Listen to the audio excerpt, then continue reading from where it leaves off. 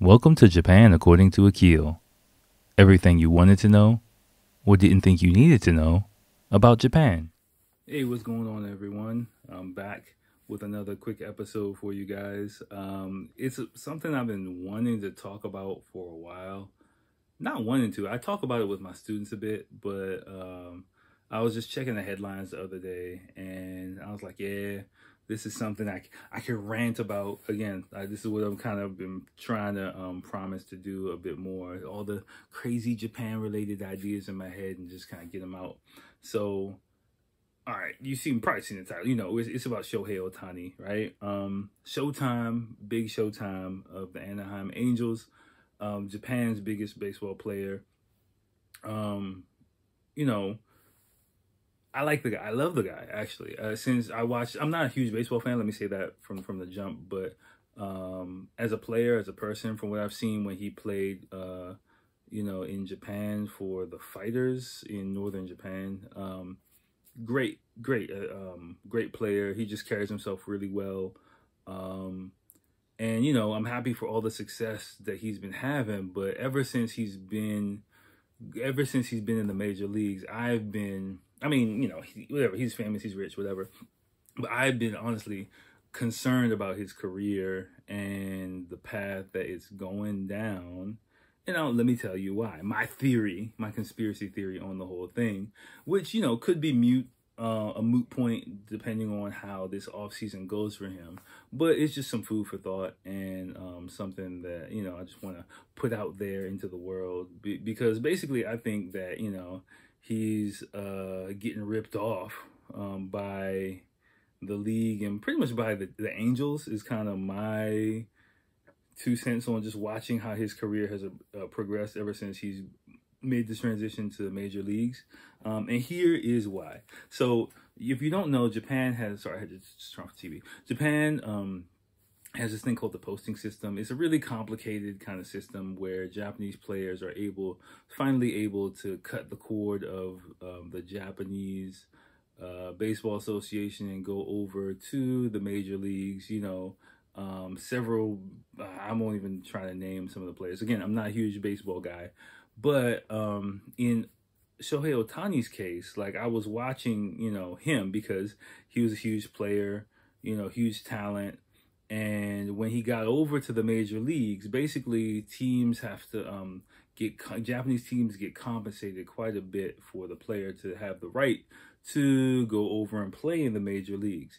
Generally speaking, Japan is hierarchical society, so the organization, the team, which another student explained to me, is part of generally a greater conglomerate. So the baseball team is kind of like a small division of a much greater company. So a huge corporate entity with lots of money, tons of resources, and you have the player with a long history as well. And you have the player, and so basically they're on the tail end, the ass end of the power dynamic. In Japan, and they just got to do whatever the fuck the team says.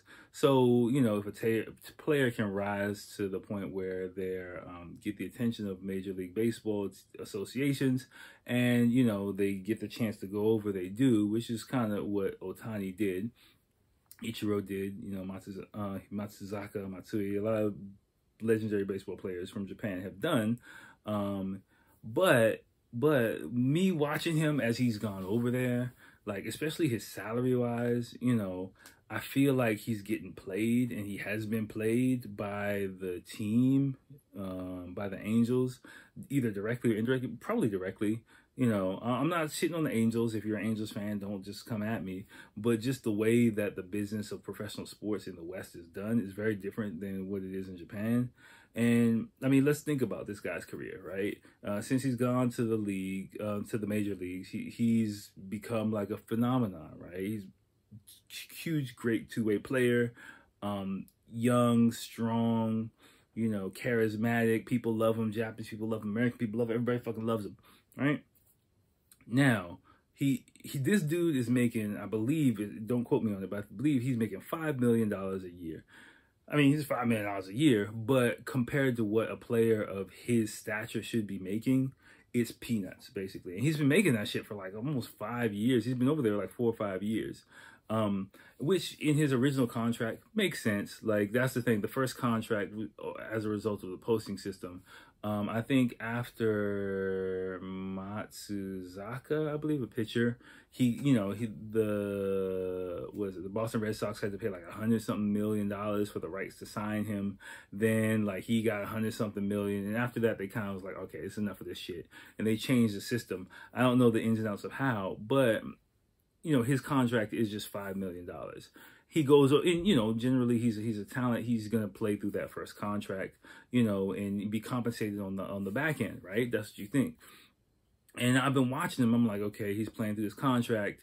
Like, it's like a 4 or 5 year contract. He's making $5 million a year, which is chump change, playing two ways. Like, he could blow out his elbow, blow out whatever, and then that's a wrap for him. So I've been like, oh my gosh, like, of course he has like endorsements and stuff like that, but still, like, it's a huge risk. Like, he should be, if he's, I think, let's say $5 million a year now, he should be making at least 5 to 7 times that amount of money, right? He should be like a $25, $35 million player. Let's be real, at least, right?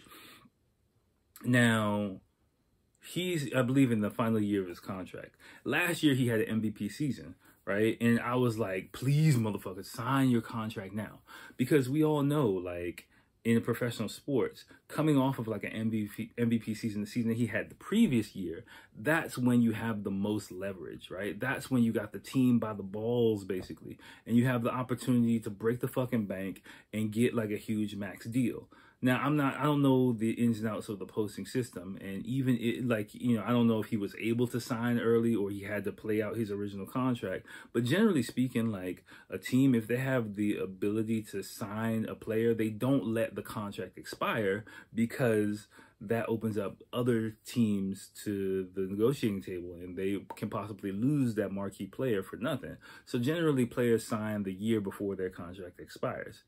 And I was like, okay, last season, I was like, okay, he's going to sign for like a huge fucking contract. I'm telling my students, and he didn't. And I was like, oh, okay, that's kind of weird. And then he played through this season, and just watching how this whole thing is going. Like, I mean, the season's winding down, so he'll probably get his bread, but still, it's like, me watching the situation, he basically saved the team like 20, 30, maybe even $40 million, if you think about it. Because let's say he gets like a 7 year contract, right? I don't know how old he is. He's maybe like 20, let's say 26, 27. They're not going to give him an extra year of that contract. They might even give him a year less because he's a year older, And so let's say they're trying to sign him until he's 35. He just saved them a year's worth of money. And, like how teams do it is they're like, oh, just we'll take care of it, pat you on the back, keep doing great, da da da da. But most of the time, like professional athletes in the West, they're like, yeah, fuck that shit, I'm getting my money. And they don't trust the team because they know, like, whatever promises the team makes you, it doesn't mean shit until the ink dries on the fucking contract.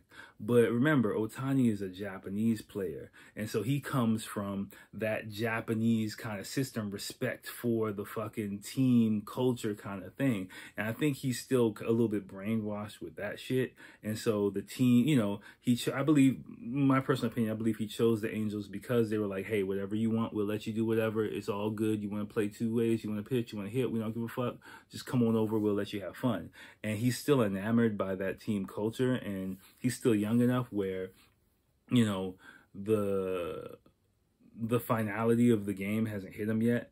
I think eventually, he'll want to win because the Angels suck. But, for now, he's happy with the team and the team environment and the team culture.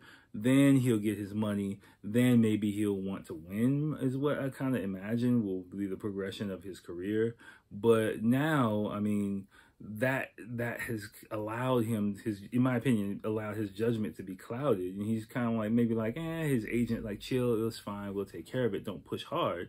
But, he took a huge risk this season, because if he had an MVP season last season and he got injured this season, needed surgery or whatever, he was not going to make up that money. And what is he saving the team? Nothing. Absolutely nothing. So regardless of what, happens with this season, he could not maximize his contract leverage as much as he could in the previous year. You can't go any higher than he did the previous year. You can only drop that, or you can only give the team a discount by giving them less years on his contract, or the same amount of years with you 1 year older. They just got him an extra year at a discount. And I think that's because, like, you know, because he partially or mostly because he is a Japanese player, and because he's so majime. Majime is a really important Japanese term. It can be positive, but it also can be negative. Like, it's not any real 100% translation of the word majime that I can think of one-to-one. The easiest one is kind of like a serious person or a responsible person. Those all sound kind of like good words, but they can be kind of negative, meaning a person who's a little bit rigid, you know, and structured is kind of what it means. Like, but so Japanese people are very majime. They handle rules, they handle systems and responsibility very well. But like in this type of situation that I've been explaining earlier, it goes to his disadvantage because he doesn't have as much of an ability to be selfish, you know, or to put himself first. It's more like, yes, I will do what's best for the team, kind of like, you know, kind of thing. And I mean, that in the West, you know, in professional sports, that's not necessarily how things go. I mean, if you're like in the heat of a championship run or something like that, yeah, I got it. But the Angels, come on, man. Like, you know, he is the team, right? He is the draw for the team. And because I believe he's that humble Japanese athlete, it has clouded his judgment in these negotiations quite a bit. And if he even, again, I don't know the details of the posting system. If he was able to sign earlier, that's a big if. But if he was able to sign early and he didn't, I do chalk it up to like his Japanese-ness, if you will, and the ability of the Angels to put one over on him and just to make him feel like he's a member of the team versus like, you know, it's a fucking business. And hopefully he remains healthy, and hopefully he gets his huge contract and his huge payday, what he deserves to be paid. Because, I mean, of course he has endorsements and stuff like that, but his salary should definitely reflect the amount of value that he's brought to the team. And yeah, I just for like years, every time I watch him and watch the things that he does and numbers that I put up, and sometimes I'll check his salary and lessons, you know, with other students who are baseball fans. It just hurts a little bit because I know that he deserves to be compensated much more than he is being compensated for. I mean, of course, he's not hurting. He's not living in like a one-room shack or anything like that. But, you know, just, you know, you want to see the players get what they deserve. And I think he's not getting what he deserves. And hopefully he does coming up after the season, and he can make it through, knock on wood, healthy and everything like that. But yeah, just be on the lookout for that. If any other future players coming down the pipeline, like in baseball, they get jerked a lot. So you know, hopefully Ohtani will get his payday, and hopefully this whole conversation, this whole rant, this theory of mine will mean nothing. But like I said, even if it doesn't, like, I still think he got jerked out of like millions of dollars just from what he did last year. He should have already signed, and he should have already signed a blockbuster contract this season. They should have taken care of him. And it kind of sucks. I mean, I understand why they didn't, because it's a business, but from his end, it kind of sucks that they didn't. So, yep. That's it, y'all. Hope you enjoyed, and I'll talk to you next time. Peace.